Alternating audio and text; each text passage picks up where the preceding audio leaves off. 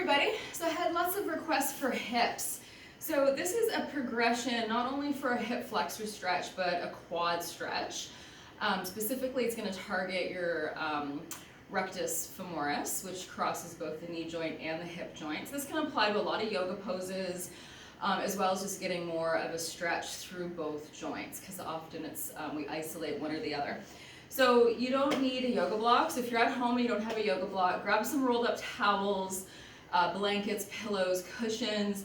You want it to be comfortable up for the top of your foot, but you also want a bit of variety so that as you progress this, you can prop the foot to a higher place. So props off to the side for the moment. You want to start with just your basic hip stretch. Okay, so hands down. It's always nice to move a little bit, even a circular motion, just so that you're kind of priming the hip.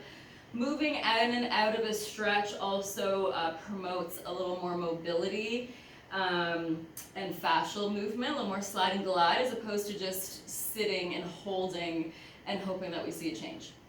So moving a bit. When we bring the hands up, that of course is going to create more pull because we're lifting the torso upright.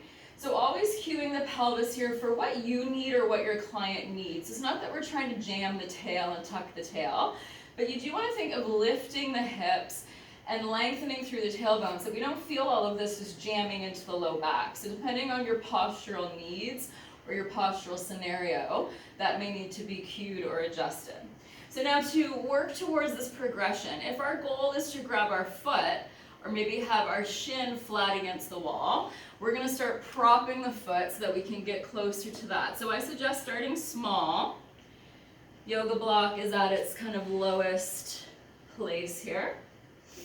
And just that little bit of lift in the foot is going to create a different pull from the knee joint, because now the knee joint is in a little bit more flexion. So when you come up now, you're going to feel possibly a little bit more of an intense stretch. And that's the goal. So as we keep increasing the lift of the foot, without having to grab the foot and try to balance and hold, we're going to increase the stretch and that line of pull. Make sure that this foot scooches forward and that this knee is still safe as well. So I always suggest starting with the hands down. Take a few breaths here. And all of this is in fast forward, of course, just for filming. So make sure when you're at home practicing this, you stay for longer. If we add in reaching the arm up, that creates a little more lift through the abdominal wall, creates more pull again at that hip joint. Can also add in a little side motion. And then as you're ready, you just keep building your little wall here or your prop. And add a little bit more. Again, start hands down, taking a breath or so. Rooting down through this front foot as the hands come up. Cueing or thinking of that pelvis, the low back is still lengthened, so lifting up through the front.